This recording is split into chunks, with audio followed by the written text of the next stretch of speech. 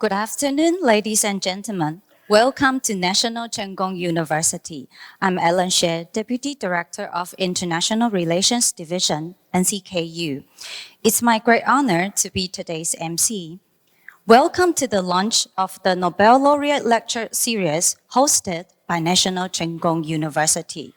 It's a great privilege for NCKU to host Professor Sir Christopher Pissarides, the 2010 Nobel Laureate in Economic Sciences, and to receive all the distinguished guests at NCKU's beautiful campus. Let us begin today's event by introducing our honorable guests. We are honored to have our speaker, Professor Sir Christopher Pissarides, the 2010 Nobel Laureate in Economic Sciences. Welcome.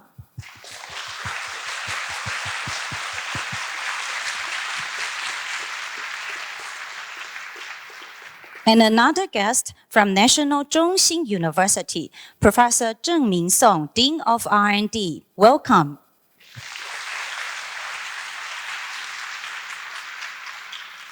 And representing NCKU, we are glad to have President Chen,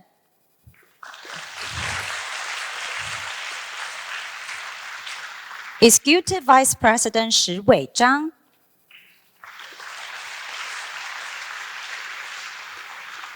Chair Professor Sun Yuanxie, Vice President for International Affairs, Chair Professor Pu Liao, Vice President for Research and Development, Professor Li Cai, Dean, College of Social Sciences, Professor Jun Cai, Dean, College of Science. We offer our sincere gratitude to our esteemed guests, NCKU representatives, and all the participants for gracing us with your presence. To formally inaugurate this event, it's my honor to invite our moderator, Executive Vice President Zhang, to the stage for the welcome address. EVP Zhang, please. Good afternoon, distinguished Nobel Laureate Professor Sir Christopher Pissarides, right? And esteemed guests, dear faculty members and talented students. What a truly momentous day for National Cheng Kung University. It is with profound joy and immense honor that I welcome you to the launch of our NCKU Miss Nobel. And today's topic is AI Sustainability, Insights for the Future lecture series. We're thrilled to host a true intellectual giant, Professor Sir Christopher A. Pissarides, the 2010 Nobel Laureate in Economic Sciences. Professor Pissarides' work has already been at the vanguard of economic thought. He received the Nobel Prize for his significant contributions to macroeconomics, especially the study of labor markets, economic growth, and structural change. His book, Equilibrium on Employment Theory, remains an essential reference for scholars worldwide.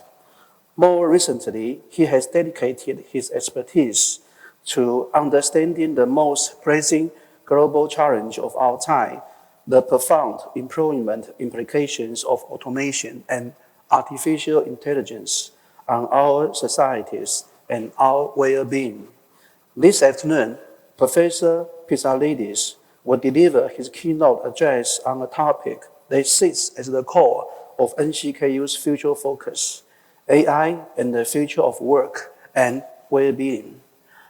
This thing perfectly aligns with the mission of NCKU and many other universities worldwide to integrate cutting-edge AI technology, not just for economic efficiency, but for genuine, sustainable human flourish.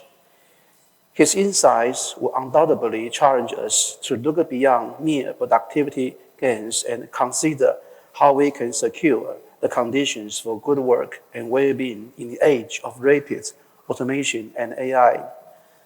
This significant event is held under the banner of the TAIWAN BRIDGES program, a collaborative initiative between the International Peace Foundation and Taiwan, dedicated to fostering long-term educational and cultural exchange for the goal of world peace. As one of the leading Taiwanese universities participating in this program, NCKU is proud to host prestigious scholars of Professor Pissarides' caliber. The TAIWAN BRIDGES program aims to inspire innovative thinking, and this lecture today is a perfect illustration of that goal, providing our community with a unique opportunity for dialogue with one of the world's most distinguished minds. To our students and faculty, I urge you to seize this opportunity. Professor Pissarides is not only a leading economist, but also the co-chair of the Institute for the Future of Work in London, advising institutions from the World Bank to the Bank of England. His practical wisdom, earned through decades of research and policy advice, is invaluable. Let us open our minds and engage fully in the discourse he presents. Now, we are delighted to warmly welcome the distinguished Nobel Laureate Professor Sir Christopher A. Pissarides to the stage. Thank you. Thank you, EVP Chung, for those inspiring words. Please return to your seat. Ladies and gentlemen, we now commence the core intellectual discourse of our afternoon. It's a privilege to welcome our speaker, Professor Sir Christopher Pissarides. He will deliver his highly anticipated address on the topic, AI and the Future of Work and Well-being. Professor, the floor is yours. Thank you very much for that very, very accurate introduction. When you talked about work, I don't mean personal things. And Mr. President, I'm really pleased to be here, distinguished guests, dear students, and other guests from outside. I really enjoyed my visit so far in your city, and I look forward to talking to you about AI and employment, the skills. Is the big worry that people have about AI. Is it going to take our jobs away? Are we going to be paid well? Are we going to be left only with rubbishy jobs? There's a lot of speculation going on, which is not really justified, most of it. So I hope that by the end of today, you leave this room more encouraged that you are attending such a good university, and with your degrees, you have nothing to worry about. In fact, if you're happy just to hear this, you can get up and go and have a good time. But I hope to convince you. Now, what I'm going to do is to cover these topics. I think we have enough time. Don't spend too long trying to understand all the details. I have this fault in preparing my slides that I write too much, and I try to explain everything I write. You know, forever an academic, don't say anything without an explanation or without evidence. We should all learn from Donald Trump and just throw things at people and expect them to believe them without providing the evidence. But we cannot always get away with that. I'm going to cover these topics here. First, I'm going to talk about technological change in the labor market. Of course, the main technology nowadays is AI, so the talk will be about AI and some robotics. And then I'm going to give you a framework to study the impact of AI on jobs. Don't think that we know everything about AI. No one does. And I'm going to give you the views of really important people who have done research in AI, and you see how different they are. Then, of course, we cannot have a talk without talking about frictions, and I'm going to talk about AI frictions. And then maybe the most important section of all, so I hope you're not exhausted by the time we get there, how do we prepare for the world of AI, and what skills do we need for the future? The last one is just two graphs that I find fascinating, talking about well-being. The executive vice president of the university mentioned that I do care a lot about the well-being of work in the age of AI. Unfortunately, we don't have time to cover that, but if you invite me back, then I'll tell you about well-being next time. That's a promise. Now, technological change in the labor market. Now, today, of course, the main technologies that are disrupting labor markets are AI and robotics. Robotics really have been confined to manufacturing, and their world is passing in a sense, although there are still lots and lots of robots. More robots than ever, in fact, are still produced in this world and installed in manufacturing, mainly by China, actually, and other industrial countries. But China is buying and putting into operation more robots than the rest of the world put together. There are, and AI is coming, but it's not yet sufficiently widespread to be causing structural changes in the economy, but they will cause structural changes in the, AI will cause structural change in the economy. Robotics have already caused structural change, and I'm going to explain in a minute what structural change that is. Now, there are disagreements about AI, in fact, such extreme disagreements that I thought I would just put down what some distinguished people are saying, which is a reflection that we don't know really what's coming, so don't expect to find undisputed answers. I could have put your country fellow Jensen Huang here as well, actually, because he also started taking extreme views. I don't agree with him either, I'm afraid, but the world would be a boring place if we all agreed about things. Now, Jeff Hinton, he's known as the godfather of AI. He's a Brit who migrated to Canada. He got the Nobel Prize last year in physics for his work in AI. And he's warning us that if we're not careful, sooner or later, AI will take over the world and we will not know how to control it. He's a young 78-year-old, 77 to 78, and he said the only good news about it, he said, is that it will not come in my lifetime. It will not come over the next 5 and 10 years, and then I'll be gone and I will not worry about it. So it's your problem that you will not be able to control AI. Stuart Russell is another very distinguished British professor who migrated to Berkeley, California, and he's a distinguished AI professor. He claimed that AI could wipe out humanity. He was interviewed by the BBC, our broadcasting media station. And they said to him, the interviewer said to him, how do you mean it will destroy the world? And he said, look, you know, we landed on Mauritius as Homo sapiens, and the dodo was there, and the dodo hadn't seen humans before. They didn't know how to deal with humans. By the time they learned, we wiped them out. And that's what AI is going to do.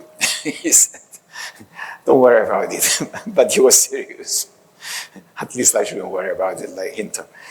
But on the other hand, you have Demis Hassabis, my country fellow now, actually, like Huang was yours, who lives in London like me. And he's the CEO of Google DeepMind. He's a big optimist. Brilliant scientist, of course. He won the Nobel Prize last year for his work on proteins. And he's saying that within 10 years' time, AI will provide cures for all known diseases. And doctors will no longer have work, Mr. President, I'm afraid, if he proves to be right. But he's not, don't worry.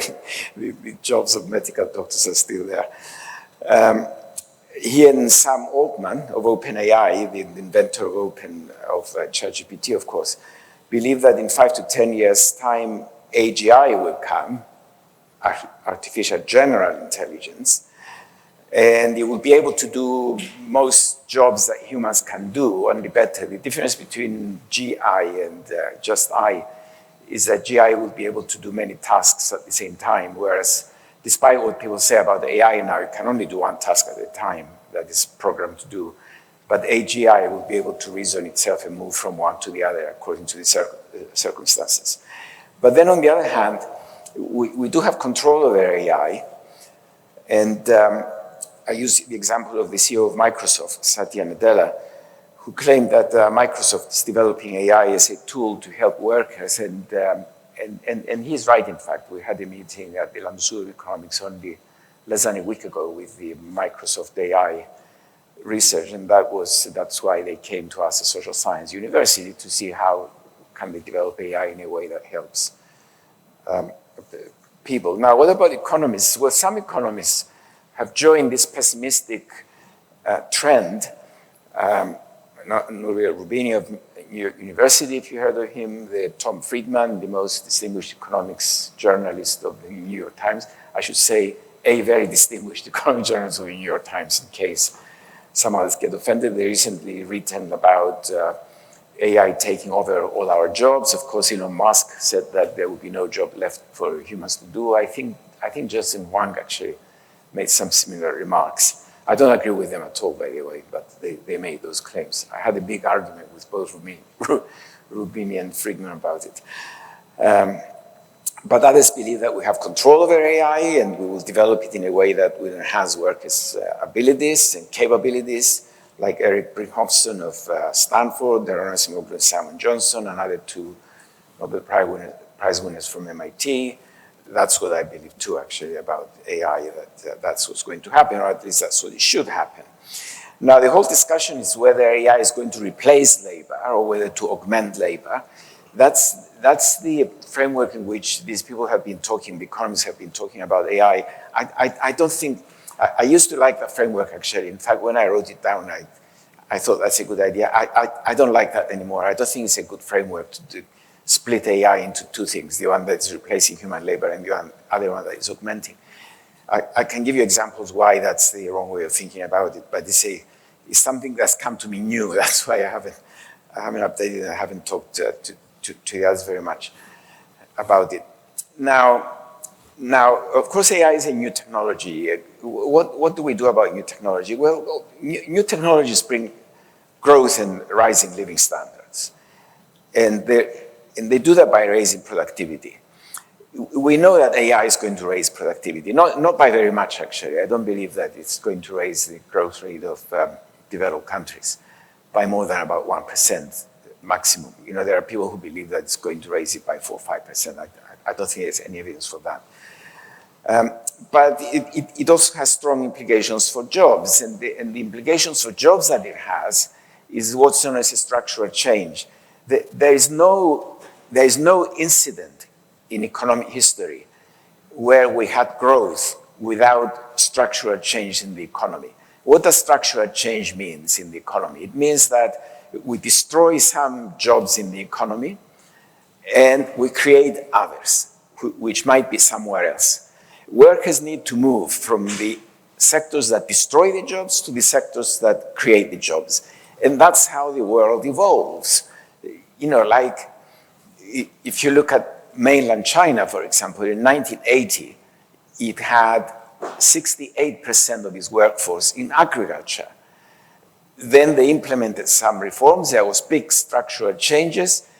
No, in manufacturing it had almost zero. Only the state enterprises were employing people in manufacturing. Within 20 years, manufacturing had 40% of the labor force, and agriculture had 20% of the labor force. The biggest migration of labor ever, because when you move from agriculture to manufacturing, you don't always change jobs, you change the place where you live. You leave the countryside and you go and live in the cities. That's the structural change, that's what technology does. And you have examples from everywhere, every country that has developed. I mentioned China because it's the most recent one and it's fresh in the mind, and it's a neighbor here, so you're probably more familiar with it than if I give you some examples from Europe, for example. Now, how does that work? Well, technology could affect the jobs of people directly. We're talking about agriculture. You get mechanical diggers. The mechanical diggers replace workers in agriculture. That's it, you've lost your job because now there's a machine digging the earth. Or you might be standing in an assembly line that makes cars, like Henry Ford introduced around 1910 or whatever, 100 years ago. Then suddenly you get robots assembling the cars in the assembly line. You've lost your job. You know that. You go and find another job. Manufacturing will create other jobs, or services will create them. So that's one way, is where you replace workers directly. The other way is when, that's more subtle, but it's more important, by the way, the second the final bullet point that I have there. And what happens there is that when you introduce new technology in a sector of the economy, productivity goes up usually. And when productivity goes up, you produce a lot more than you were producing before. Now, take that to be manufacturing and think of an economy that doesn't trade very much. It's the best way to think about it, the most intuitive way. You bring robots into manufacturing. Manufacturing produces a lot more goods, a lot more electrical appliances, for example, for the home and all that.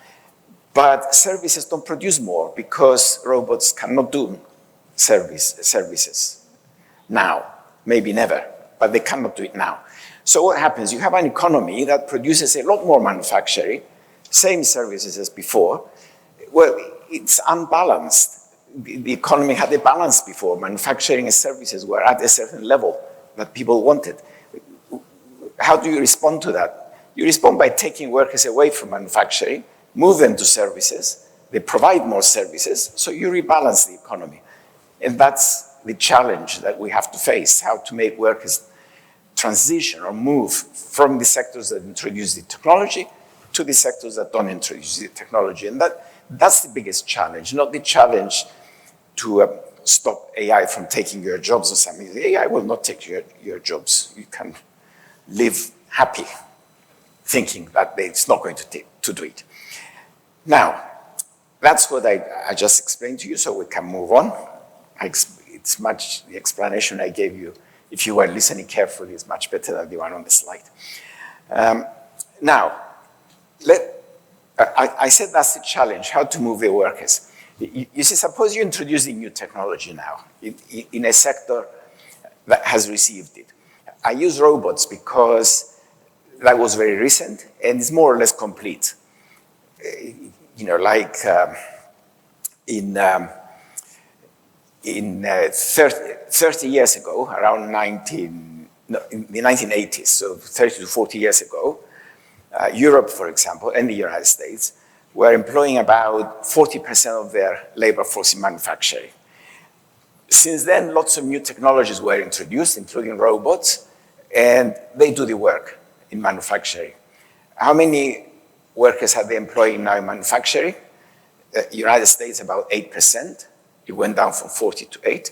United Kingdom, the same, 40 to 8, because the United Kingdom likes to copy the United States, whatever it does. Germany went down from 40 or whatever it was to about 16, 17% because it's the main manufacturing center of Europe. They all lost workers. Now, once you know that's going to happen because of technology, then of course the faster it happens, the better. But it's a very slow process. Why did it take 40 years for that to happen? You know, robots were introduced in the 1990s in a serious way, which what made robots very useful, by the way, in manufacturing is independent movement. Before about 1995, 96, the only robots that could operate were the ones that you screwed on the floor, and they were just moving arms like that, so, which is not very useful. Now they can walk around, and that's what created that boom that more and more are being produced all the time. Once that was introduced, you want that transition to be quick. You know what? What's the point of taking 30 years to do it? I mean, look at another very good example. Look at the countries of Eastern Europe that used to be under Soviet control. In 1990, they left the Soviet Union, or the Soviet Union left them rather, and their whole objective then was to reform so as to become like a European Union country. Take Hungary, Slovenia, Slovakia, Czech Republic, all these countries. Now that was 1990 to today, that's what is 35 years. They still haven't done it. They're just about getting close to the lower income countries of Southern Europe, like Greece and Portugal. But they're still well behind the mean of the European Union. They used to be about 40% of the mean, now they are 70% of the mean. Now, why is that? That's because there are some problems in the economy that don't allow the quick adjustment. And that's what I'm going to tell you now. That's the framework to study this slow adjustment, okay? So now you learn about Eastern Europe, about China, of course, and AI. Now, if you're going to understand that, I know that many of you are economists. If you ask an economist to study the economy, to tell you about the economy, what's the first thing that you're going to tell them? Supply and demand and price. In fact, Hayek, one of the famous professors of the London School of Economics, Austrian, I think, wasn't he? Not German, yeah, Austrian. He won a Nobel Prize for explaining the role of prices in a supply and demand economy. If price goes up because more people want a particular product, then that price is giving an information signal to producers to produce more to meet those demands. If the price goes down because we've now invented new ways of producing computers, for example. I mean, the price of computers crashed in recent years. The price of robots has crashed. That's giving a signal to those who use this machinery to buy more because more is produced. It's known as the price system as a signaling device. And you think it's such a simple and obvious idea, but he won one of the most famous Nobel Prizes for it. I'm afraid that framework is not good to study the transitions that I explained before.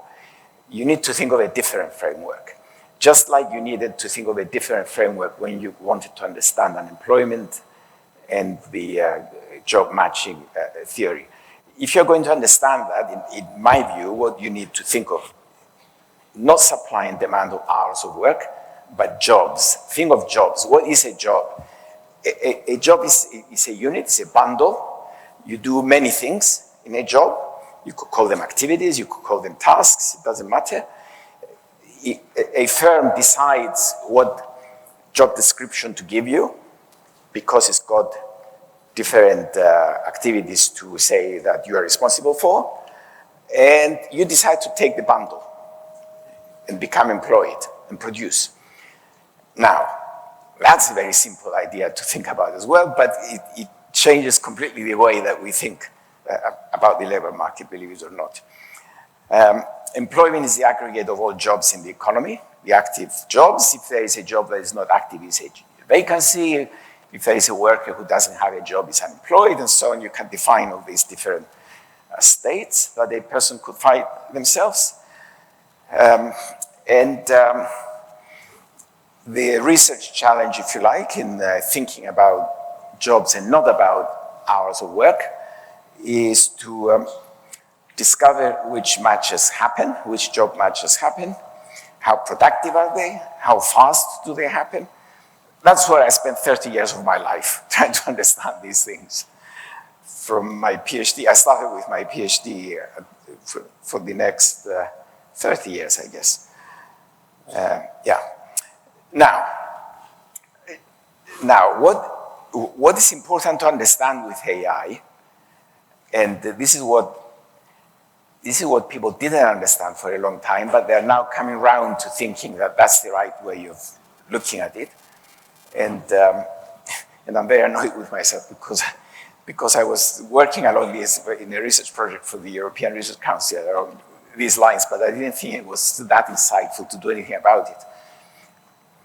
So I only just started writing it now. It's 10 years of research. Is that when AI comes along with other technologies, then a job that defines a bundle will change. But it's very rarely that it will be destroyed completely. And that's what's been worrying people with the AI. How many jobs is it going to take out? And they give you a percentage. For AI to take away a job is to destroy everything that you do in that job. But in fact, AI doesn't do that. It destroys some of the things you do, and you keep the others.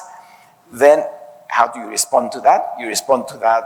How does the company respond to that? It responds to that by telling you, I'm going to take away these tasks from your job. I'm going to give you others. You're going to have a new role in the company, and you're going to work with AI.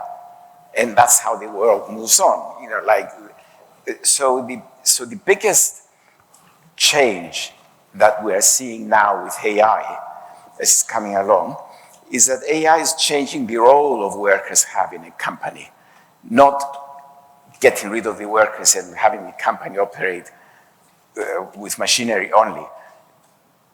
People are still in charge. You know, there is a management that is in charge, and there are workers who are in charge of their environment and what they are doing. And if there is good management, it's going to provide good working conditions for those people working in the environment. And I'm going to explain to you in a little while what those good conditions are. And that's what the sort of challenge that management have in a company is how to create those jobs where people are still in charge, but the boring work is done by the machines that have the AI. Now, with robots, it's obvious what the boring things are. We're carrying weights. You know, what are they? There is a very famous International Federation of Robotics based in Germany, I think. No, I'm pretty sure actually, that produces the data and tells us what robots do. Robots do carrying heavy weights. Their main activities, welding, joining heavy metals. I've seen some of those in manufacturing actually in a car company. They are mainly working in transport equipment. In other words, they make cars and other transport machinery or heavy engineering. That's about it of what they do. It's this heavy manual work. In warehouses, in Amazon warehouses, they carry boxes from shelves into the place where they're shipped off to the client. So they're doing very boring stuff. Of course, you should want to do robots to do that. I mean, why would you want people to suffer doing these jobs? I mean, I don't know if you've, I guess you are all too young, even the front row, to have seen a movie called Modern Times with Charlie Chaplin. Has anyone of you seen that movie? It's making fun of the assembly line of Henry Ford.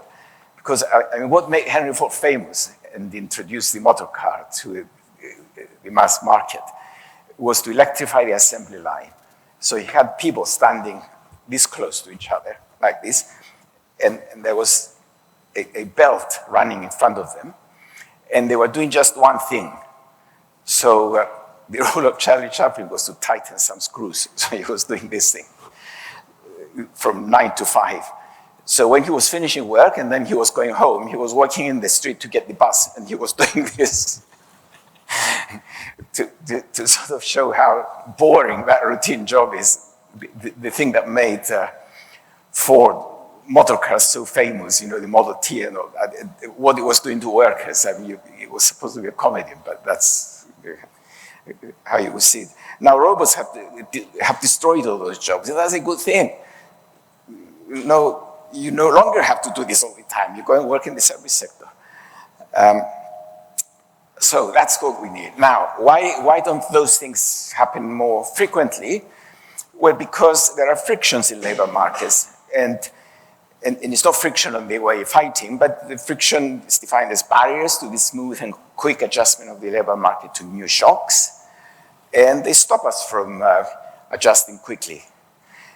And if you use traditional supply and demand and prices don't give you signals about frictions. Prices will be hopeless, in fact, if you relied on the prices. If you relied on the economy of Hayek, Friedrich Hayek, to understand how these things work, you wouldn't be able to get anywhere. You need to think of the friction as it applies to jobs. I mean, I'm not undermining the poor guy. He's extremely distinguished, and he's made the world a happier place in some ways, I guess. It's just, as Isaac Newton famously said, the only way I can see very far is that I can stand on the shoulders of giants, and he's one of the giants that we stand on the shoulders of as economists. And here they are in the case of AI. First of all, we don't have the information, right? The information is what shocks are we experiencing with AI. We don't know. I mean, even the scientists, the tech people are saying different things. So what would us poor economists know if they don't? How is the labor market adapting to them? Economists disagree on that, although most good economists don't disagree, but anyway, they do. That's a very important friction, information about the future. We cannot forecast, as we were saying over lunch with some of your professors. Location is a problem. Where are jobs being created, and are they created where the workers are? That's another friction, how to move workers to jobs or jobs to workers. And the skills. What skills do I need to succeed in the world of AI? And how can I get them? Now, if we're going to understand AI, and if we're going to make sure that it's applied well, then we must understand those frictions, first understand how serious the problem is, and then understand how to deal with it. So let's look at information.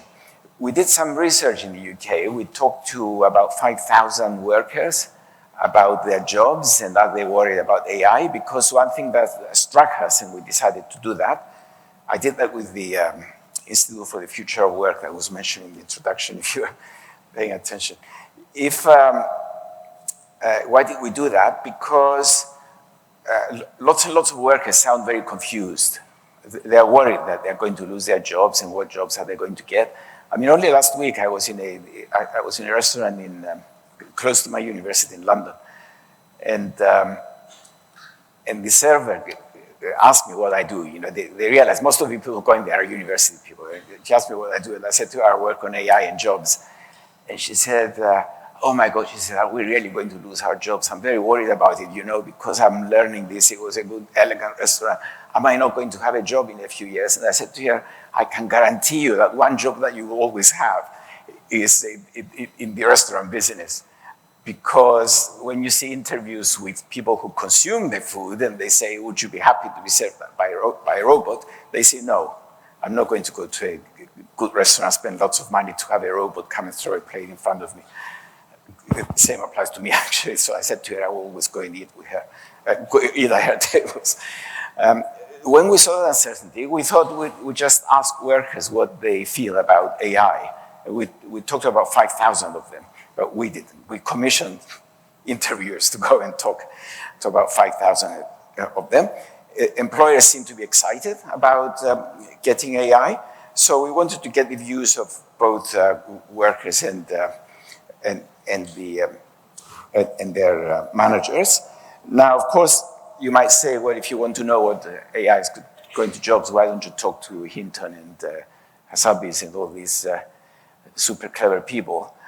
Because it's not the super clever people that scientists are going to decide what AI will be used where. It's the managers, the owners of the companies or the startup that is starting a business using AI. So it's those that you should talk to. You know, how do you feel about doing it? And at the last, the economists started talking to people down on the shop floor, what they do. And what you hear actually is very, very interesting. So here is what we were told about their jobs, but they don't know what's going on. So the information friction is very serious. When we ask them, you know, what do you think your managers can do to improve conditions at work? You know, what will make you happier at work? It's a kind of happiness analysis, what psychologists call a survey to understand the well-being of workers. Then they say, now saying more money would be nice. More money comes fourth in the things that they want to see at work. Maybe we pay British workers too much, and that's why it's the fourth. But the first one they always mention is better communication with managers and subordinates. By the way, we pay British workers very little. Don't take that seriously, what I said. I don't think wages have kept up with inflation. Better communication with managers and subordinates in the company they want, obviously because they are worried about what management is thinking. They want to see more transparency about company policy. What is the company thinking it's going to do in the future. They want better social relations at work with colleagues. And that's not because they feel lonely or something. It's because they feel that if you have informal social, where you find out more about what's going on, they don't like the kind of presentation or when the manager gathers all the workers and tells them, by the way, we're doing very well and we had some profits and we're going to bring in new technology. They want informally to talk. By the way, the worst thing, this we didn't ask it ourselves, but there are surveys by psychologists who ask them what's the thing that makes you feel most unhappy at work? What could happen at work when you go in the morning that would give you one of the unhappiest days you ever have at work? You won't believe it, but it's when the boss wants to see you. He said, if I go to my desk and I find a note, I get a message, the boss wants to see you, that kills my day. They worry all day and everything. That's why they want informal interaction. But if the boss walks around and says, let's go and have a coffee to have a chat, they like that. And finally, they want more time flexibility, including home working. And they do like 4-day week, by the way, both in North America and Europe. So that's communication. Obtaining communication about the company's intentions and knowing how to use it is the key to dealing with that uncertainty. We have learned, in our survey, we have learned that the best way to communicate internally is through informal contact with workers. And that's it. Now, interestingly, something that I'm not going to cover here is because we also did an analysis of millions and millions of job advertising in the UK, data collected by a company called Azuna. The number one skill that workers demand when they advertise job is the ability to communicate well. We're looking for employees who will communicate well within the company, that will communicate well with our customers. They're clear when they speak, they have clear thinking. So it's quite interesting that workers want to have more communication from managers, and managers want to have more communication from workers. And somehow it doesn't work. So we need, so if you want a job that you're guaranteed to be in high demand, just learn how to be a communications manager, to learn how to communicate, how to teach people to communicate well at work. Now, location is also a problem with AI. And the reason, thank you, gosh, you ran well. And the reason that location is a problem with AI is that there is what we economists call the agglomeration externality. What the agglomeration externality is that you become more productive when you work in the same environment as other people who are working in the same area. And it especially applies for research. Why are big universities like Harvard, MIT, for example, more successful in research outcomes than small universities? I won't mention any. Because there are lots more scientists thinking the same way, and they throw ideas at each other. And then these ideas produce results much faster. If you look at the list of the most research successful universities in the world, for example, you will see that they're big in size. It's well correlated with size. That applies with AI more than anything because they're such new technologies. Look at the most successful countries in AI research: China and the United States. In reverse order, actually, United States and China. They're both massive countries full of scientists, but not only that, they do their research in 3 or 4 places. In the United States, most of it is done in California, in Silicon Valley, and then Boston around MIT and Harvard, and Seattle around Microsoft, and that's about it. Look at China, it's 3 centers again. It's Beijing, Shanghai, Hangzhou area, and Shenzhen. It used to be only Shenzhen with Hawaii when it first started. Then Hangzhou is with DeepSeek now, and all that is attracting more and more people. But it's always that limited number of places. And in fact, one of the biggest failures of Europe is that it doesn't have any place like that.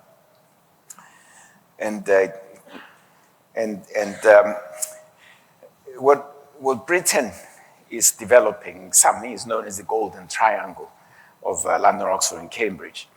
Within Britain, it's completely dominant. It's like an AI hub, but it doesn't compare with Silicon Valley or I don't know, or Boston. It's getting there.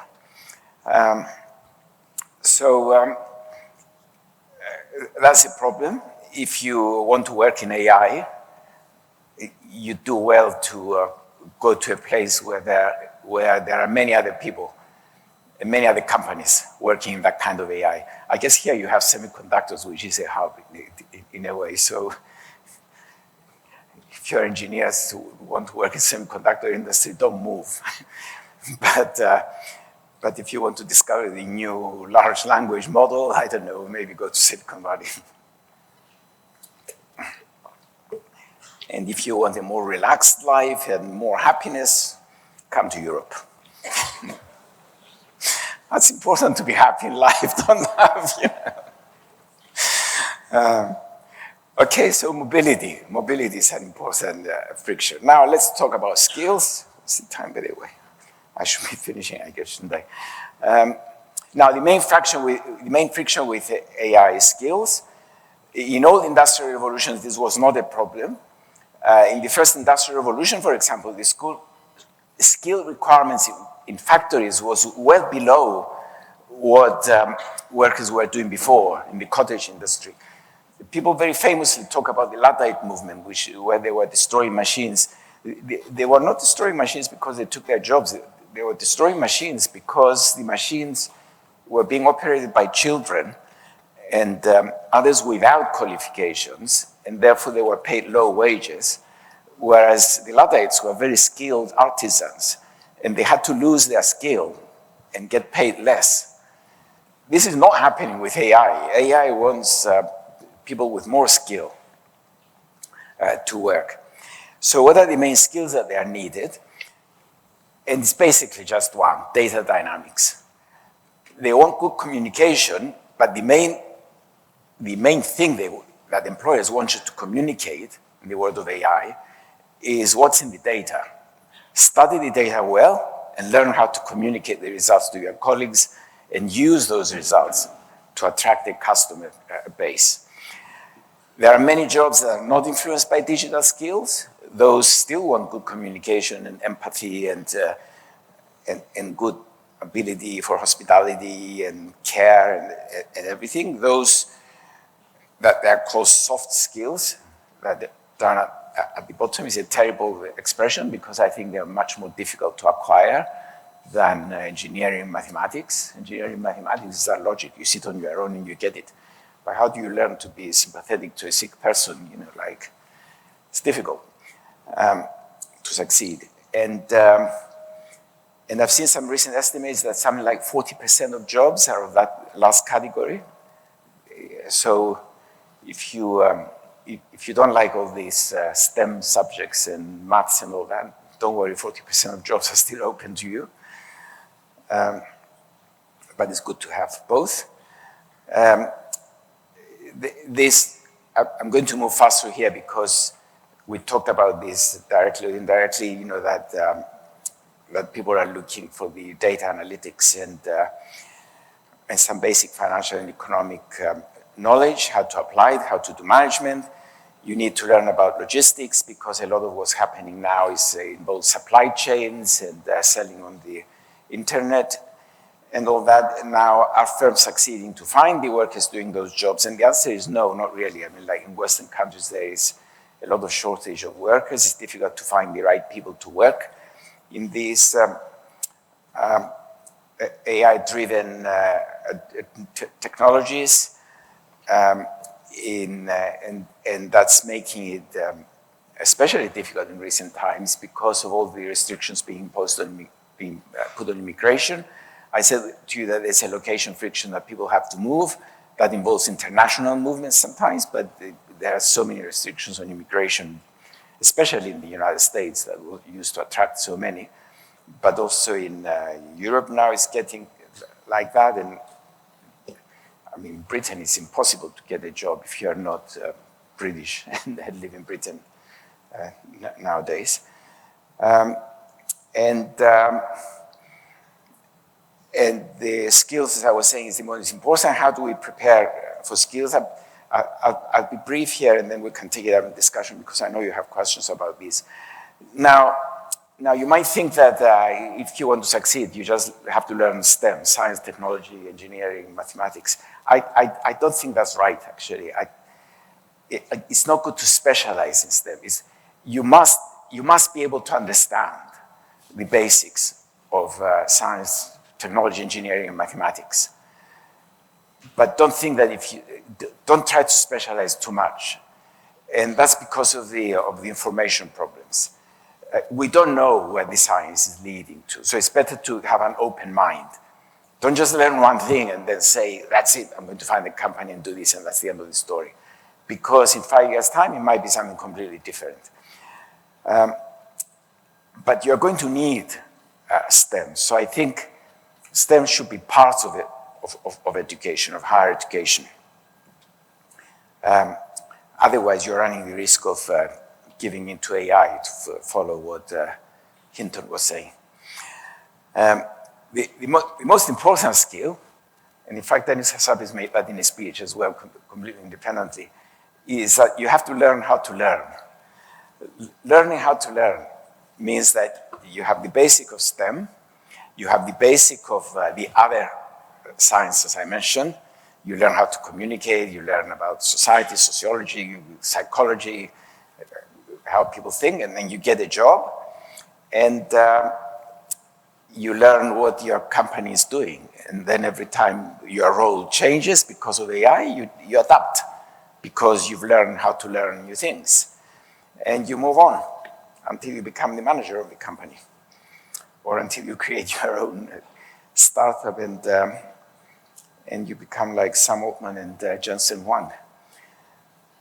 Who knows? There will be more Jensen Huangs in the future. Don't worry, he's not the only one to come out of Taiwan.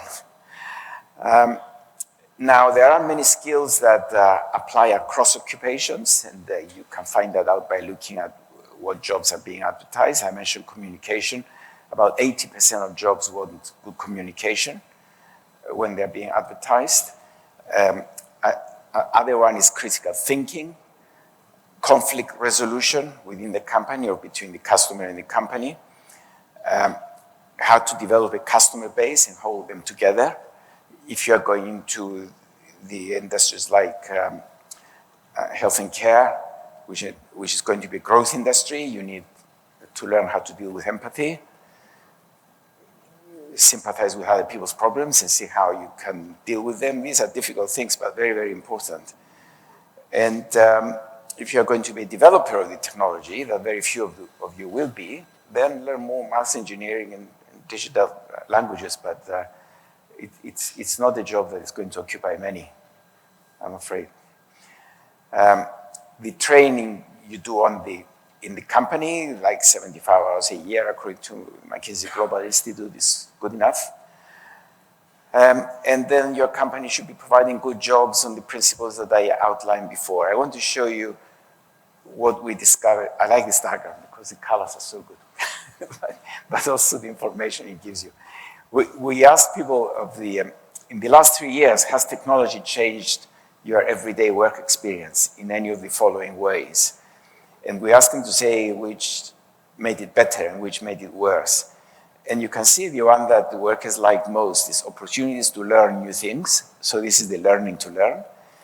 The flexibility to choose my work location. The Brits like to work from home. That's what it means to choose my work location, to decide whether I'm going to work from home or work at the factory.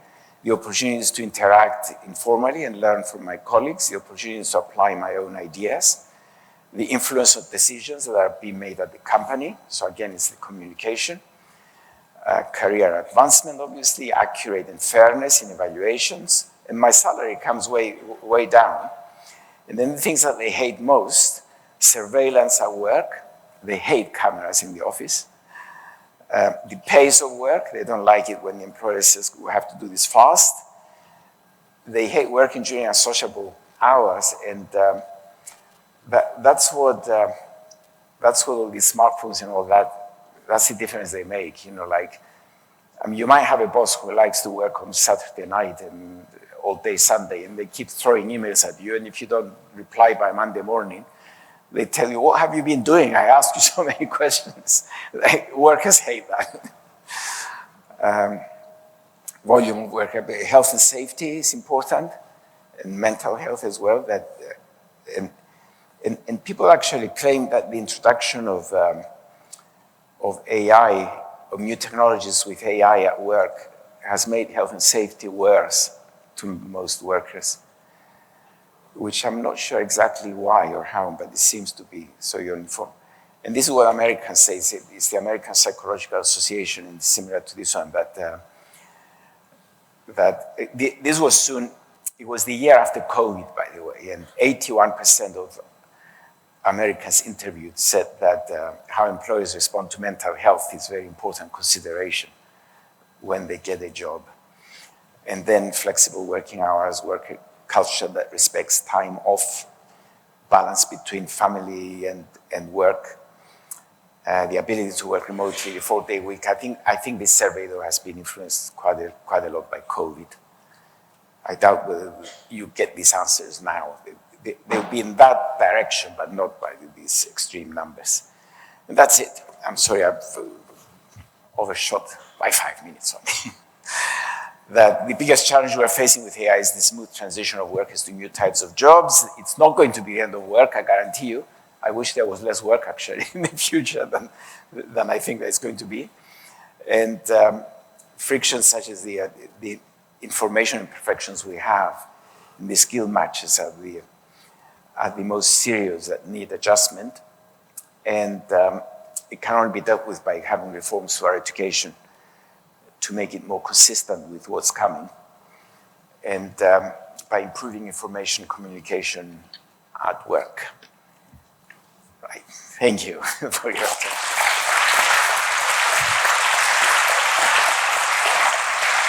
Thank you, Professor Sir Pissarides. Please remain on the stage. Next, we would like to proceed with the Q&A section, and we have the privilege to invite our moderator, EVP Chung, to be on the stage once again to commence this discussion. We have prepared some questions before the speech, and we select 8 questions. I think that I read out for the audience first. Oh, you're going to read them all together? All right. One by one or one by one? One by one is better, I think. The first question is from Liao. She's the student of the College of Management, and she addressed that many people believe AI will reduce the demand for human labor, making it harder for graduate students to find jobs. I think you have answers to your Yes, I think the answer to the question is it's going to reduce some types of labor, but not generally. And she especially like to know what advice would you give the students?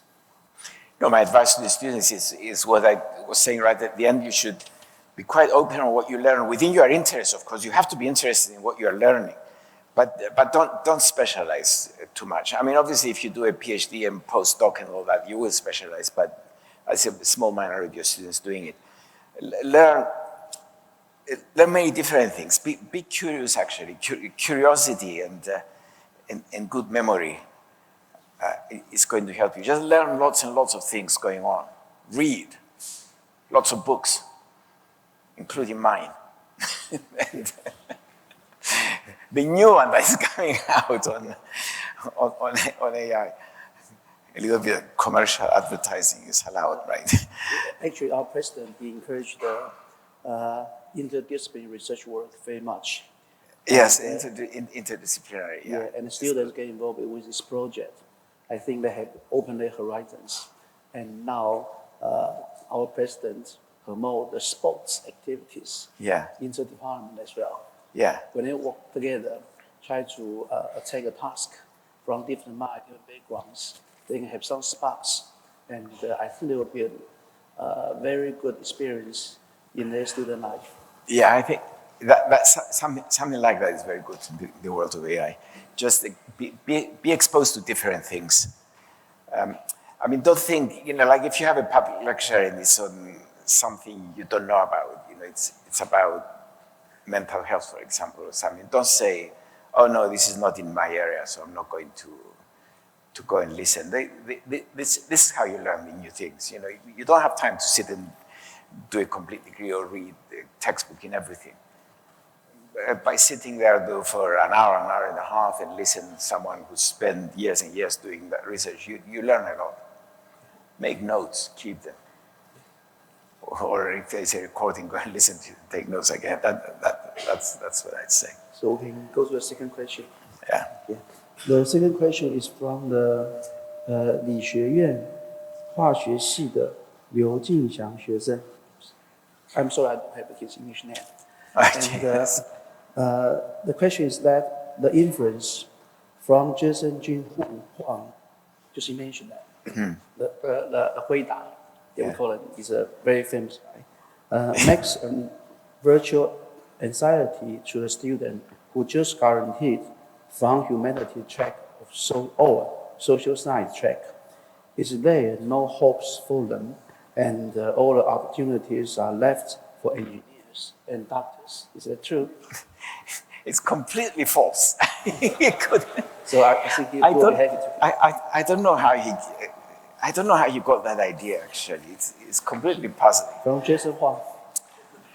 Well, when some people when they are very clever about something, like he's obviously very, very clever about some things. By the way, he got an honorary degree from Hong Kong UST the year before I got mine this year. So I listened very carefully to the whole ceremony to prepare myself for the ceremony, and he said that thing in his acceptance. But I just don't know though how he gets that idea. I think people when people are very successful in something and obviously very clever and worthy, then it's as if they feel that that's the whole world, like don't look outside, which I always try. I always try to avoid it by not talking about frictions all the time. But if you look at very carefully done studies of what jobs there will be, what demand there will be, even over the next 10 years, you see that something like 40% of employment will not need any digital skills at all, other than the very, very simple ones that everyone knows now through their smartphones. Obviously, 20 years, even 10 years ago, companies were advertising for workers who know how to navigate the web. They know how to do a search over Google. Now no one mentions that, because as soon as you acquire your first smartphone at age 6 or 7, you know how to do it.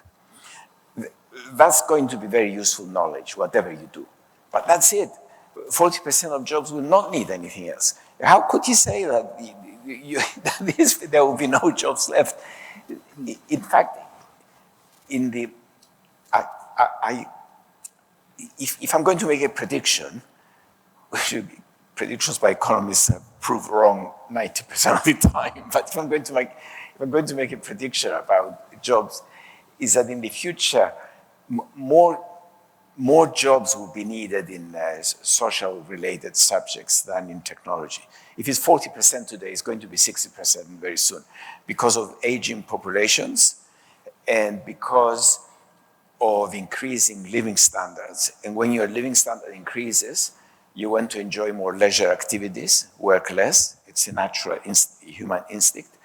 And those leisure activities require people like my waitress in London, who have human skills. She was wonderful. It made you enjoy the meal. if I had a cold robot, where is it? So despite what he said, I think, I think there will be, now there is a massive demand for engineers in that, but sooner or later that demand will be overtaken by the demand for people with empathy and good communication skills and good economics. Yeah. I think that we attended a conference held by the Dean Tsai last week. Yeah. And he invites the finance people. And the CEO mentioned that once they have the money in the bank, they would invest to what improve our future life. And that kind of philosophy is very important for like, certainly it's not engineer. Yeah. It's not engineer decision. Yeah. But it's come from the social science decision. Yeah. And yeah. therefore maybe the humanity is more important. Try to improve our daily life. Yeah. In particular, who had the money. Well, you see, that's it. I think Elon Musk is even worse, actually, in saying those things. I mean, I don't know if you are, no reason why, but I don't know if you have followed any, these TV, movies, videos, and all that on Elon Musk's life. But for all my sins, the BBC did a 3 1-hour-long program series on Elon Musk. And they interviewed his mother, his ex-wife, their friends, and they were all saying all he cares about is work. It's impossible to live with him. It's not clear that how many children he has. He's like Boris Johnson of our own. When they ask him about children, they look vague like that. And he's giving mathematical symbols for the names of his children. And then he comes up and says, 100 years from now, there will only be some technicians working on engineers and no one will work. But then if you talk to people, they want to be happy in life. They want to go to a football game and see their team win. Yeah, and they want to go to a social gathering with friends and go home happy. That thing never ever crosses their mind. I mean, ask Huang or Elon Musk, how many football games have they followed and how did they enjoy them? Yes. Yeah. So the students in the social science department, you should not worry about that. And you should be happy. Yeah, should be happy for that. Yeah. The third question is from a student, Huang Ping-chi. He's the student department of environmental engineering. And he mentioned that how should we address the issue of potential human mental health decline in the AI era, where increased human-machine collaboration's efficiency shifts human work content to more complex and high-pressure tasks? Is it possible? Yeah, well, I just showed you the graph we computed, the colorful graph we computed in Britain. It's in complete agreement, actually, what he said. I think it's very wisely spoken, whether you are, if you're in here.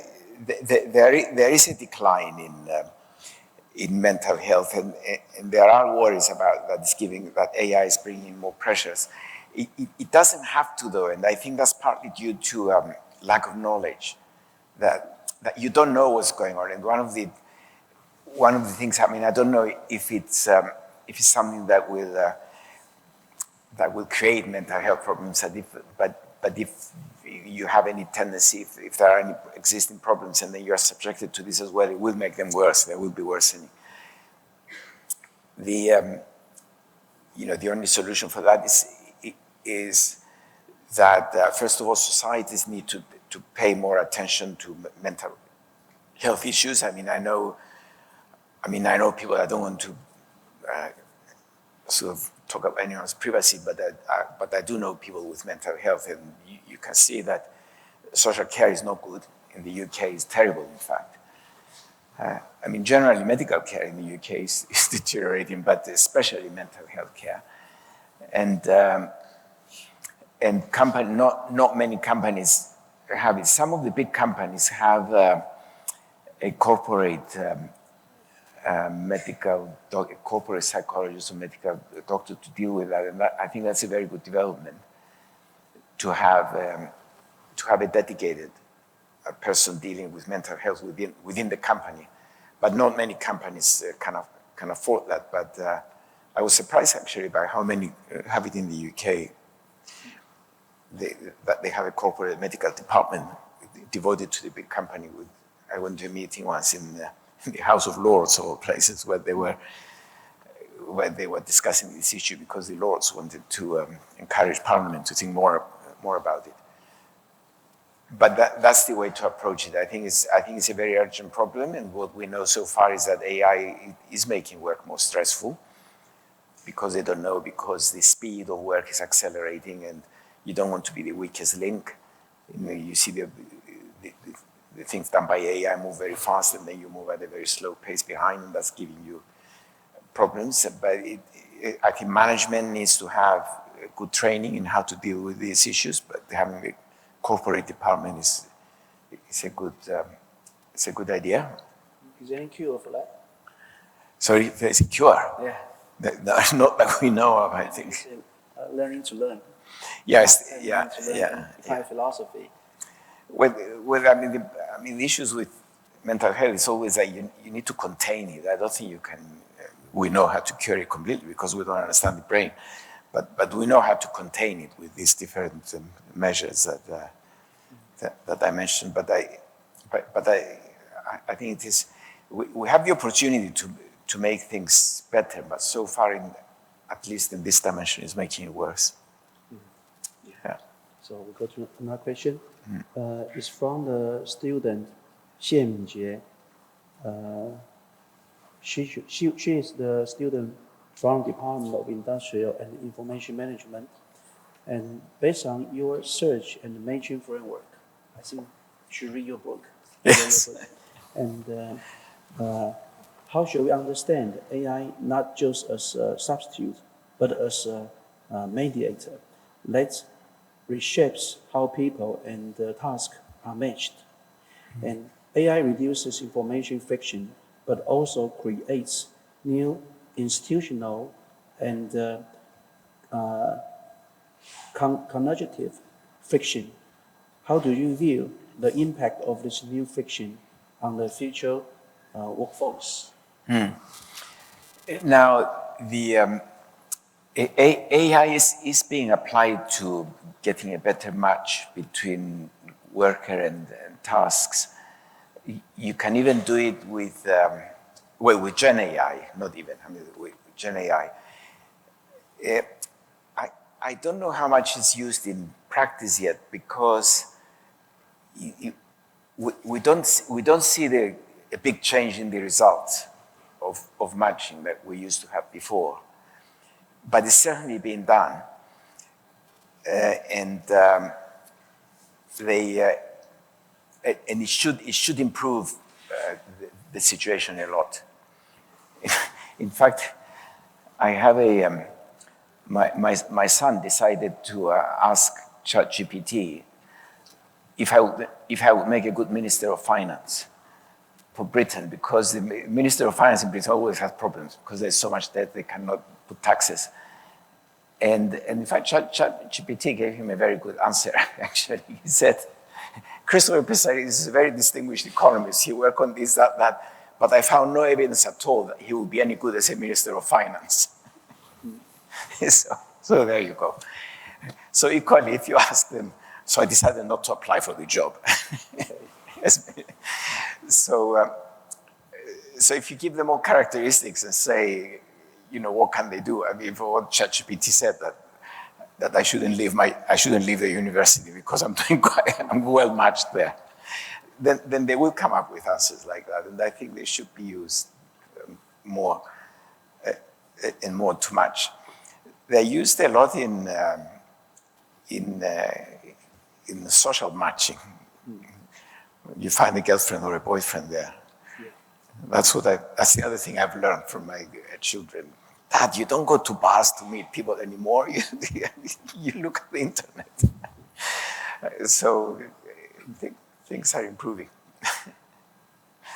And, but I think in applying to matching definitely. Now, of course, the other aspect of frictions like the ones that I studied a long time ago, research and matching, the ones I pointed out here is the information friction at work as to what new AI equipment or software will be applied and how will it change work. We talked to a lot of people about that actually, and any AI makes some people work off better off somewhere else.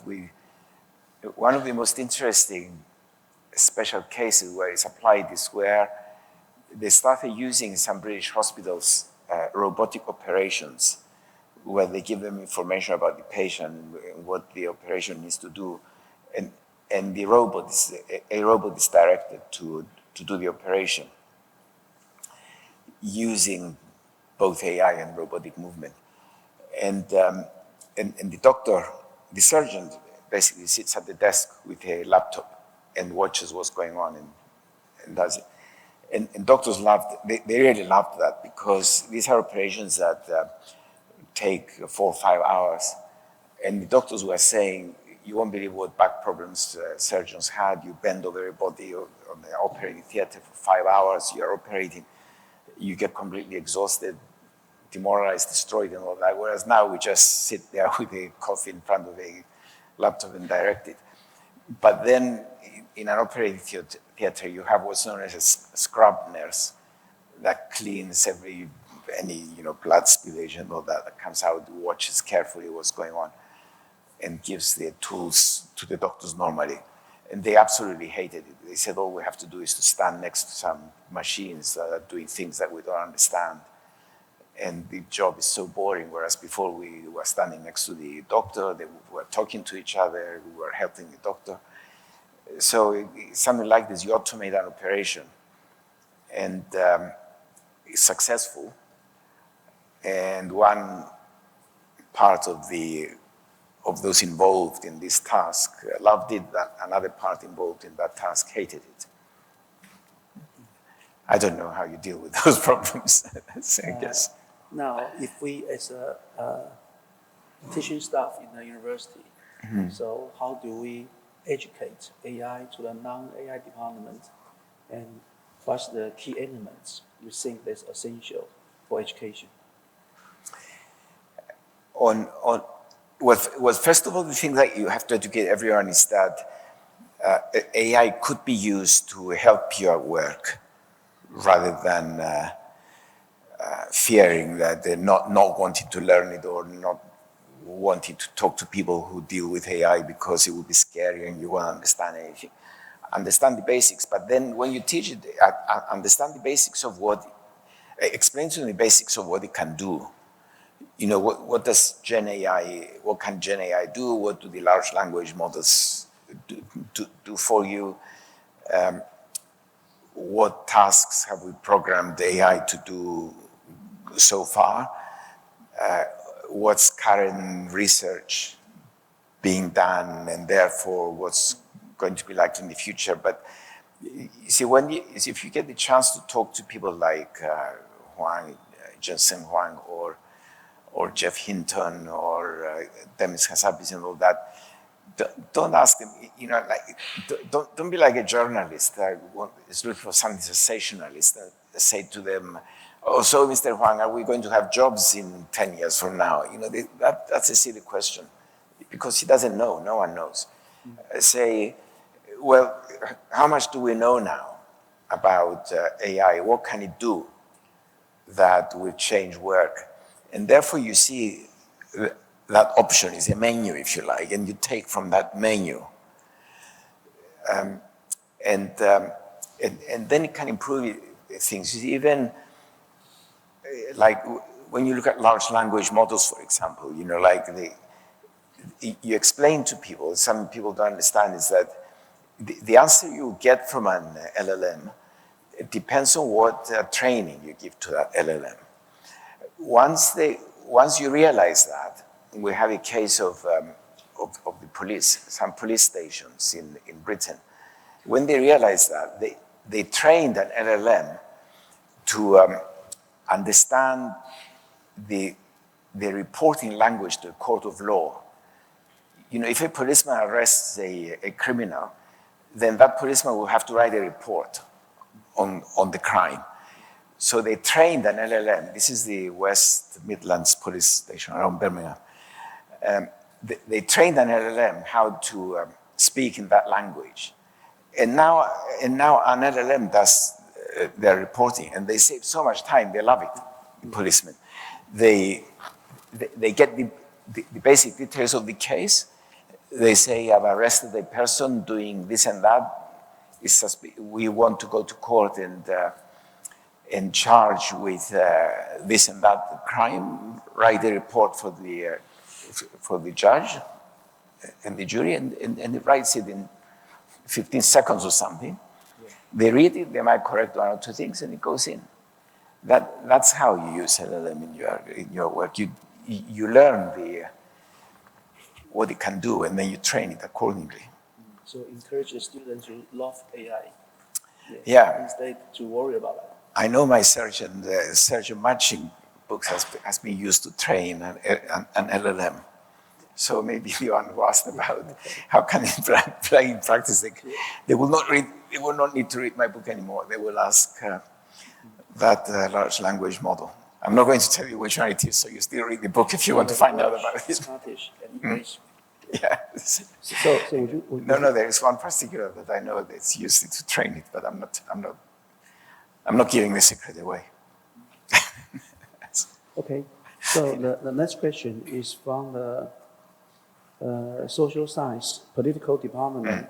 Is Guo Hao Lun student? He's a postgraduate student, and he asked, "How did you feel after receiving the Nobel Prize? Did you still feel excited about it now?" Oh, I was so sad, you won't believe it.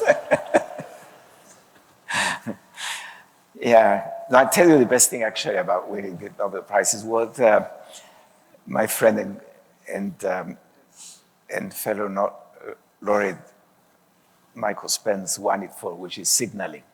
You signal to someone else what you do, and for some reason, people pay a lot more attention to what you've done in the past than what you might be doing now if you have the label Nobel Laureate than if you don't.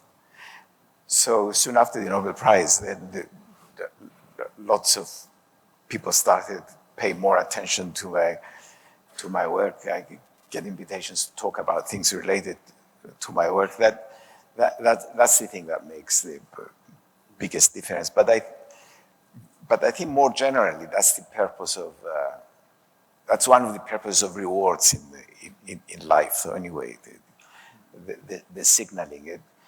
What Michael Spence did, which I don't entirely agree with him, is that he also applied it to university degrees. That you basically don't learn anything at university. You show that you can do it, and you get a degree, and you signal to the rest of the world that you are clever enough to go to university and get a degree. Therefore, they should employ you. I think you do learn at university. At least I hope you learn at universities. But there are many other things that's a pure signaling device. And rewards is the best signaling device. Why do footballers win? Why do they win rewards that they're best goal scorer in the world? Because then they can get the biggest salary from another club. Would you mind if I ask, did it change the viewpoint from your wife and your children after you won the Nobel Prize? You mean that they would change their viewpoint about me? Yeah. Yeah, it made life a lot harder. Okay. They thought everyone is praising you, so don't expect that at home. Sure. No, I'm joking. And so we go to the next question. It's around freshman. And she's the Hsing student. What is your picture about the world with AI in 10 years later? I don't know. No, well, I mean, we've got influence where it's going to go. I don't think it's going to be as widespread as people say, actually, because I'm quite struck by how unpopular it is in many situations, the AI. But just think about it. Like in 20 years ago, or maybe 25, we didn't have Google. We didn't have the search engines.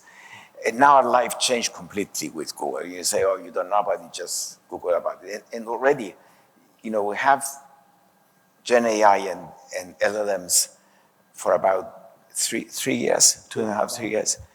And our life changed there. I mean, like even how did I select Christmas, my presents for Christmas?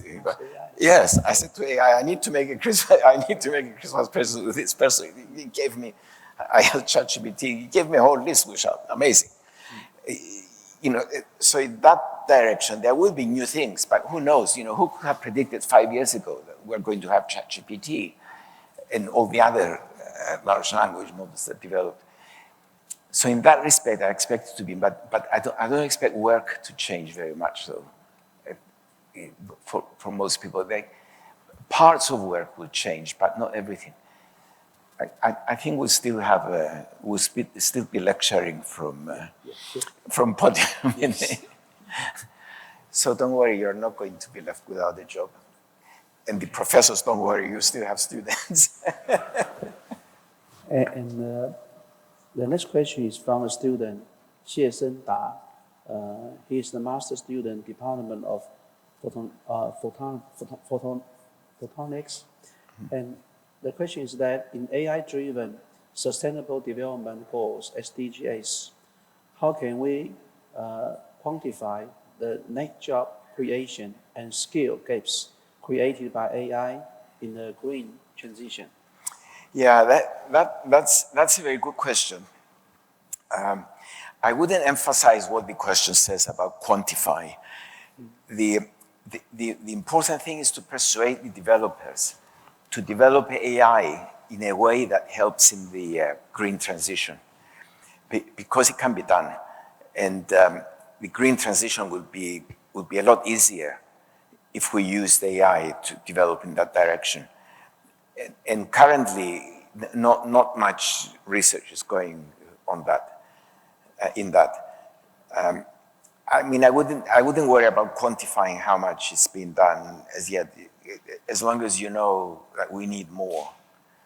But it's good to emphasize to bring the green transition. I did a little bit of work on that once, and there is a lot more we can do. I mean, I can give you a very simple example. Like agriculture, for example, and still the way we cultivate the land and collect the fruit and all that, is not very green. It's not very consistent with green. We waste too much water. There is a lot of randomness. Like you want to water your orchards, unleash the hoses and flood everything, and it would be okay. The way we treat soil is not good. It doesn't give you maximum productivity. You could train drones to identify dry areas, identify areas of ripe fruit for cultivation, identify diseases, and it's going to save you enormous resources. Despite the fact that very few people are employed in agriculture compared with what we do in the cities, 70% of the world's water supply is wasted on agriculture. And then we're complaining about either water shortages or flooding and all that. So instead of devoting most of the drone research being done at present, it's for military purposes. Because what is a drone? A drone, it's like an aircraft that causes destruction to the other side in conflict, and it doesn't involve human life. So they think, that's great, let's develop in that direction. But if only some of that effort was directed to working on drones for agriculture, it would make so much difference to getting closer to the sustainable goals of the United Nations. I have an interesting story about actually that only a couple of months ago I met someone in China. I met him in Hong Kong, but he has a good startup in China which is developing drone technology to improve the efficiency of agriculture. And it was a very impressive glossy leaflet on what they do and how they're developing and thinking, and we're talking. And then I said to him, how do you feel when you tell people that you're improving drone technology? Don't they tell you, are you secretly supplying the military or something? And he said it was his biggest worry, that sometimes people were not taking it seriously. Drones, yeah, of course, they're used in every military conflict in the world, in the Middle East, in Ukraine, and all that. And what do you mean agriculture? And he said, yeah, but we're genuinely interested in improving the efficiency of agriculture. He showed me, and that's where we should be working on when it comes to the green transition and the AI technologies, to use more and more in that direction. Yeah. So we have a common goal. We should share the same common goal, and we will work together. Yeah, exactly. And should be the final question, and it's from the College of Engineering, is the aeronautic department. The student is the PhD student, and his name is the Zhang Kaibo, and he asked, what's the 3 biggest changes that you think AI has brought you in your studying field and your daily life? Maybe more than 3. In my study field, actually, the biggest changes made is that just as I was thinking about retirement, it made me come back to work, working even longer hours. Because ever since my PhD, soon after my PhD, rather, I started working on the impact of technology on labor markets and jobs. And I thought, right, now it's finished. We got our prizes, we have our pension, let's retire. But then AI technologies are coming along, and there is so much to analyze. And when I saw what people are saying, that it's based on such little knowledge of how labor markets respond to technology, I came back again, and I got 2 very big grants, by coincidence, about $2 million pounds, so it would be $2.5 million something each for 3 years. One the European, one from the European Research Council, and one from Nuffield Foundation in Britain. And so there you go. They all lasted 4 years instead of 3, so it's another 8 years' work that wasn't expected. In terms of what I do, though, it hasn't affected me. I don't, because I don't teach students anymore, so it wouldn't have affected my teaching. But I doubt whether it affected the teaching, actually, of any of my colleagues at the LSE anyway, London School of Economics. I think maybe they use it to get information about their course. You say, I did try that, actually. It gives you very useful information, and I would have used it. Ask ChatGPT, I need to give a course intermediate course in monetary economics or something, and how can I structure it? And it will give you subtitles that you can work on. I think it's a good idea of use of AI. In my personal life, I told you how it influenced me. It made it so much easier to choose Christmas presents. It's important, Christmas presents, If you give the wrong present, or if you don't give any presents, that's it. You are doomed for the next year. You have to wait for the next Christmas to make up for it. Sure. 我们还有时间吗？Should we open to the public, to the audience? Yeah, let them explain to you what they want to ask, and you ask me. Okay. So they can even say in Chinese if they like. Okay. So 我们现在可以有一些开放性的问题，你要用英文来问也可以，用中文问也可以，我帮你翻译。看看在场的所有的同仁，还有学生以及外宾，你们有没有什么问题想要提出来的，都可以问。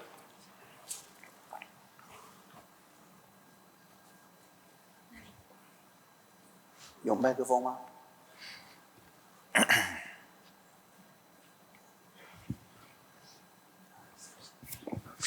Hello, my name is Torbjörn Nordling, and I'm a professor in mechanical engineering, and I would like to ask, why is supply and demand a bad framework for studying jobs? I mean, naturally friction is important for the speed of change, but long term it's the supply and the demand that anyway sets the need. So I would love if you could elaborate on your statement that supply and demand and prices is a bad framework for it.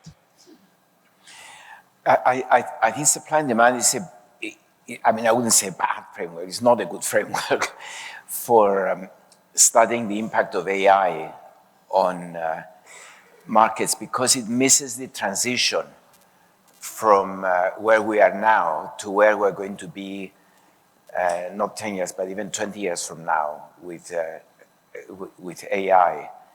And I think the transition is important, both because it affects human well-being and productivity, how we apply it, what are the frictions, if you like, to apply it, and also where we get to. You see, the way supply and demand work graphically would be that you shift one of the curves and then you look for the new intersection point and say this is where the economy is going to go. But in practice, where it's going to go depends on the path, and the path is long. I can give you an example that it's the same principle underlying it. When the Soviet Union collapsed and the small European countries that in Eastern Europe declared that they want to join the European Union. I mean, if you take a country like Hungary, it's basically like Austria. I mean, it was the Austro-Hungarian Empire before, and they were divided into two countries. One was under Soviet control, the other wasn't. So in 1990, if I was using supply-demand analysis and had to make a prediction, I would say that in the final equilibrium, Hungary is going to be like Austria. Now, it's now 35 years and it's not there yet. It's way below Austria. You only have to visit them and you see it. But when you look at the statistics, you do. Therefore, what's supply and demand telling me? It's telling me where it's going to tend to, but wait and wait and wait. It's no good. Whereas if you look at these paths that you follow, then you look what's slowing down the path, you look at what direction you're taking, capital, you have to bring in capital, of course, when it comes to investment, when it comes to tracing the whole growth path. And you learn a lot more. I'd say that supply and demand, in some situations, you might get faster adjustment, in which case it's a more useful tool. But when it comes to growth economics and the adjustment to that is faster. There's another framework actually that economists use a lot, which is the solo growth model. And then those who are economists amongst you probably heard of it, or at least I hope you heard of it. And then we say, if you throw an economy off the path, off the growth path of a solo economy that grows, everything steady, with steady growth, it will get back to the path. And the way we draw it in the textbooks and we teach it is as if getting back to the path will take you 3 or 4 years. In fact, it takes 30 years. You see, look, at the end of the Second World War, Germany was a completely destroyed economy. Britain wasn't destroyed. If you had to make a prediction, at least for West Germany, where it's going to be, the answer is immediately, it's going to be like Britain. It was a country of the same population at that time. It was part of Europe. It was getting the same assistance through the Marshall Plan and all that. They say it's going to be like Britain. And when was Germany made? When did it develop to be like Britain? 1968, 20 years later, despite the massive investment that it got from the Marshall Plan. These things take time, and you need different frameworks for the supply and demand. So basically, the point is that it takes so long, so that's why we should study the transition, and that's when Absolutely. when supply and demand doesn't provide the guidance. Thank you. But it takes a lifetime, almost, for us. Like if you're Hungarian and you were celebrating very happy in 1990 because of the change, you are still poorer than the Austrians now. You are not even as rich as the Greeks now, who are the sort of, for better or worse, the poorest. They are the poorest in Europe, the European Union, the Greeks. In statistical evidence, they are the unhappiest people in Europe. But I guarantee you, if you go to Greece, you'll never see so many happy people. It's a contradiction between what you see in the evidence and what you see in practice. So the next question? Yeah. You look a bit like Jensen Huang. I hope you're not Jensen Huang. Yeah. Okay, thanks, Christopher. It's a fantastic talk. Really enjoyed. My name is Ching-te, is the Dean of College of Science. I think nowadays everyone is talking about the powerful of AI, but I think less of them thinking about even the development of AI still need like a creation and imagination. Especially, I think like very unique for human being, like the unique of thinking or consciousness. And I think this is the most important for the next stage of the AI. Would you comment on this? Did you pick up everything? The acoustics was not very good actually from here. It was better from that side of the room.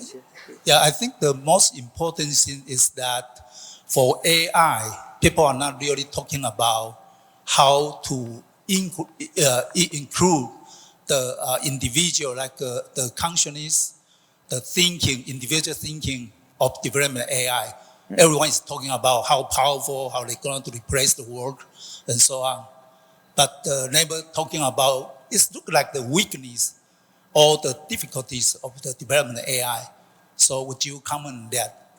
Well, if I understood correctly, it's related to what I was saying, that we have control how to develop it in the sense that it can be used as a tool in our thinking and in the development of both science and the social science. How to improve lives if you see what people want, and I think it should be developed in that direction even more than now. The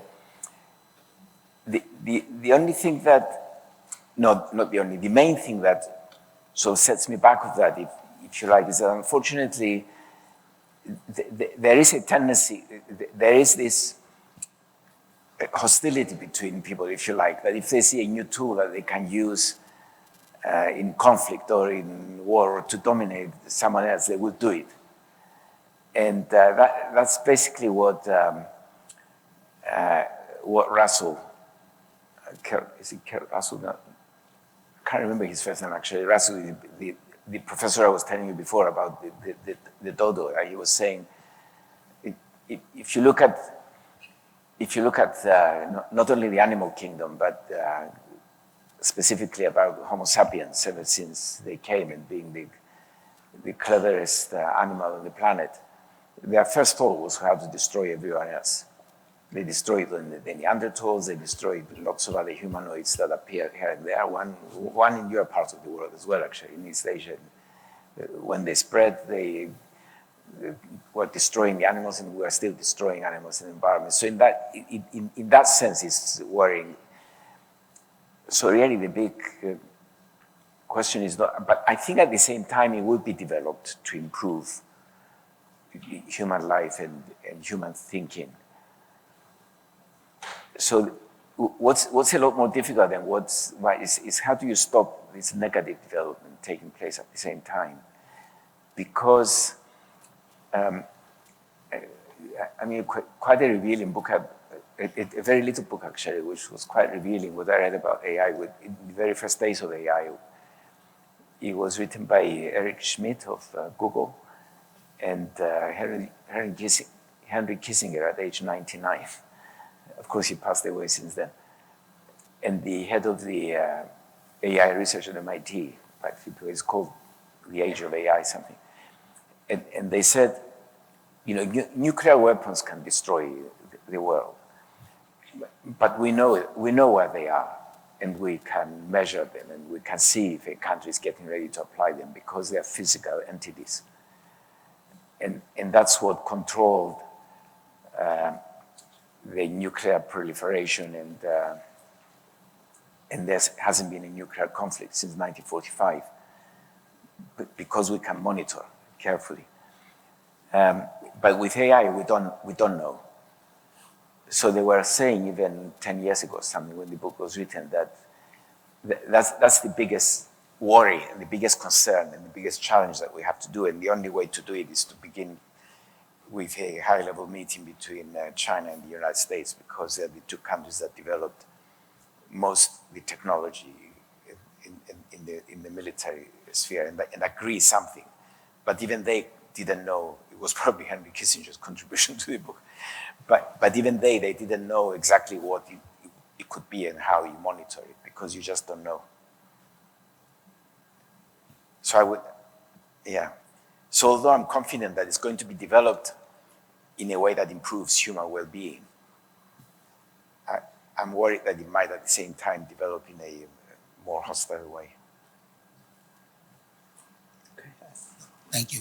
So I think one more question. Yeah. Yeah, there's a lady over there. 哎，刚是哪一位？是这边吗？对，不是后面那一位，抱歉。Hello, Professor. I'm just a senior high school student, and I'm asking you for some advice for us. Then, because after we finish our school work, it'll be another 5 years. So, what are the advice for us? Any specific things? Come to this university. Yeah, quick. Yes. Study something you are interested in, because then you are motivated. Are you interested in any of the courses of this university? You must be if you are here. Yes? No? Kind of. Huh? Kind of. What did you say? 你刚说什么？有一点点。一点点。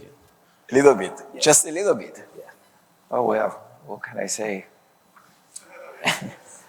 Study more than one thing. There must be more than one thing you are a little bit interested, right? Study them all. So you have a spread of knowledge like that. So we will probably be looking forward for a lot of subjects, not only for one. Yeah, I think that's a good idea. Be interdisciplinary. I used to dislike interdisciplinary when I was his age. I thought, no, just choose the thing you like and just study that one. But now I think interdisciplinary. Mind you, having said that, I did study a lot of sociology with my economics, which became interdisciplinary, but because I got interested in the society more than. Yeah, no, I think it's good to spread your knowledge more, yeah. OK， 那你可以给隔壁那一位，隔壁是 The lady wait for a long time. Right. Hi, I'm Faye from the language department, and I'm an English teacher. First of all, thank you for a very informative speech. It's good to know that my job will not be replaced right away. Okay, I have a quick question. I'm not sure whether you're still teaching or not. If you are, what is your policy for students' use of AI in class, and what are your recommendations to teachers? No, I think no. We had some discussion about that actually, and I was listening to the others. They're saying that some of them use it, but it attracts your attention away from into other things. It's very easy to abuse it. I wouldn't use it in class, but then I wouldn't stop them from using it for their own private study. But you have to draw the line somewhere. You know, in class they have to use the class for human interaction, and then use AI and other technologies when they're doing their private study. But you should also encourage, though. I mean, book reading is reading a book. You learn a lot more. you learn different things, I should say, than doing. It's you know, the argumentation and that. I mean, I still read educational books outside my area. Actually, I think it's fun. I've read, I read books, psychology and all that. In fact, one book I read was about the Chinese characters in language. I don't speak any Chinese. I only know ni hao. But I read a whole book from a Yale professor called The Kingdom of Characters. You're an English teacher, not a Mandarin teacher. Yeah. So do you know that one of the biggest challenges in retaining the Chinese characters was how to develop a typewriter in Chinese? Do you know the shape of the first typewriter that could type Chinese? Yeah, I read it. You see, if you read the book I read, you will know it was round and it was turning. That it accommodated the maximum number of characters. It was very interesting, actually. So, you should separate those things. Actually, don't use it in class. You know, one of the other wise words of Jensen Huang. I love the guy for what he's done, actually. I don't think that I'm critical of him. But he said that they asked him if he uses LLMs, large language models, and he said he always uses 2 at any one time. At least that's what I understood when he said that he first gets an answer from one of them and then feeds it onto another and say, rewrite this in your own words. So, and then I was telling one of the students, I think it was one of the students at the LSE, I can't remember, I said, you know, you do it like that so that it's not obvious that you copied, that you got your answers from one, because it's fairly easy to identify the language of ChatGPT and all that, or DeepSeek or something. And then he said to me, oh, you're behind the times. Of course, it's known as DII. You DII your answer.